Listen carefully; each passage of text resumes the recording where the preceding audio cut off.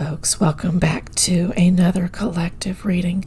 Today I am using the White Newman Tarot, and I've laid your cards out in a Celtic cross formation. Your central card is the Queen of Wands, but she's in reverse.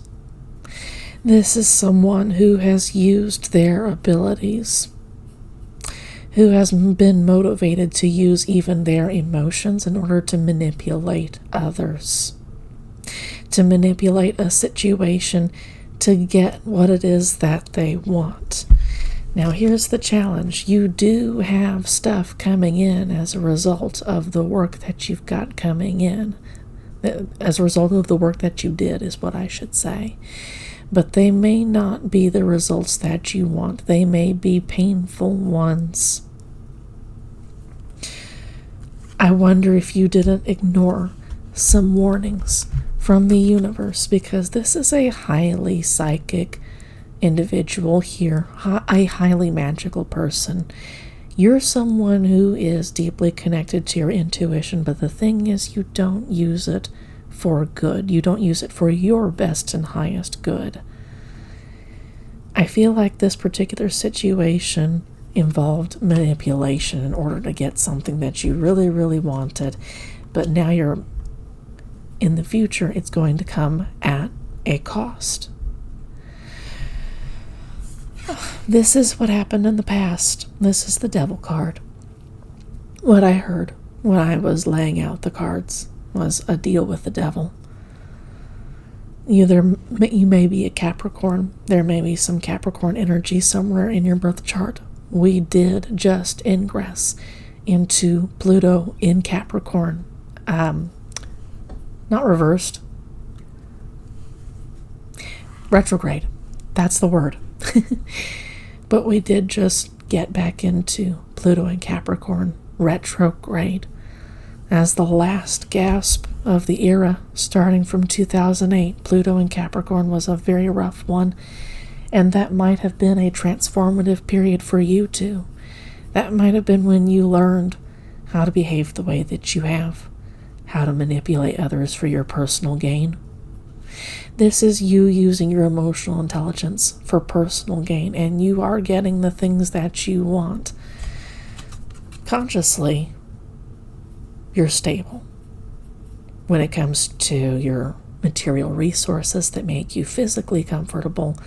Things are okay, but there's also that sense of deep selfishness, like you're clawing, you're keeping this, you're squeezing it as tightly as you can because you feel that these are ill-gotten gains and that they can slip away just as easily as you got them. You did get what you want, but you're fighting to keep it right now. Now, subconsciously, you know that the universe is not blessing your behavior. This is you defending something that is slipping away, and subconsciously, you know that it is slipping away. You may be denying it to yourself in the conscious position. You may be saying to yourself, I'm going to hold on to my stuff no matter what. I'm going to hold on to my money, to the things that make me materially, physically comfortable at all costs. The universe says, try us. Try us. This is in your future. These are going to be people celebrating your downfall. I feel like you've done quite a bit of damage. You acted from a deeply hurt place.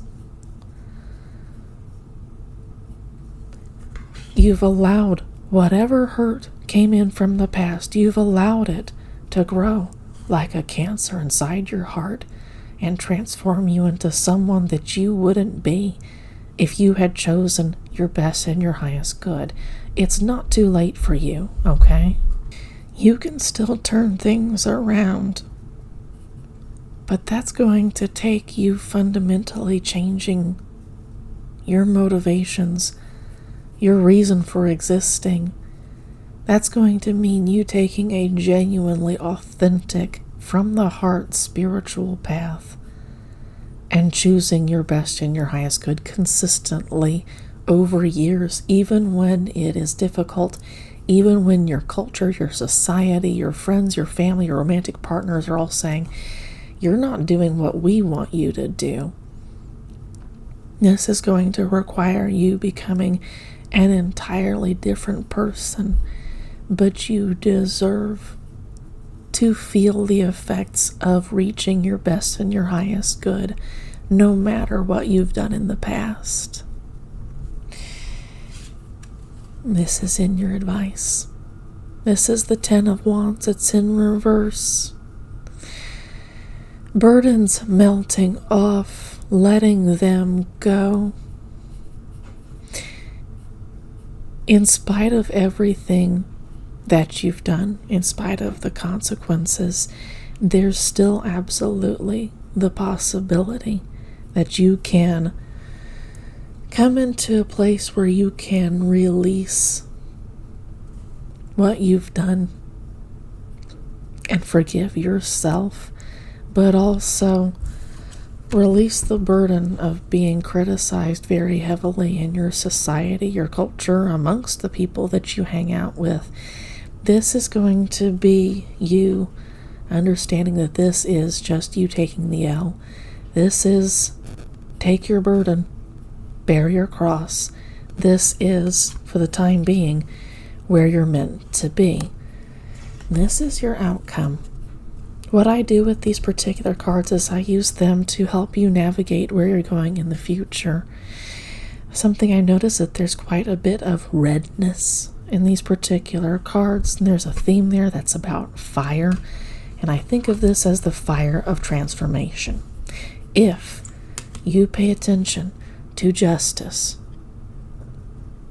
and you allow it to lead you to your best and your highest good, and that means taking the L, understanding that the consequences that are happening in your life are a direct result of your own choices, there is the possibility that you can become an incredible leader, an incredible role model. It is not over for you by any means, but make no mistake, this is going to be a hard one. To a certain degree, let the burdens melt off in the sense that this isn't going to last forever, especially once you start taking a spiritual path. It's still going to be painful, but you're not going to feel the weight of the consequences necessarily as powerfully, possibly, if you start down a path of restoration, depending on what has happened in your past. Okay? That might not be the case for some. Whatever is going on here is just, it is right, and it might be painful. That might be part of this. The universe is saying, this is going to be painful, but this is also a burden that you have earned. I acknowledge that this is an incredibly difficult reading for you to hear, and if you've stuck around,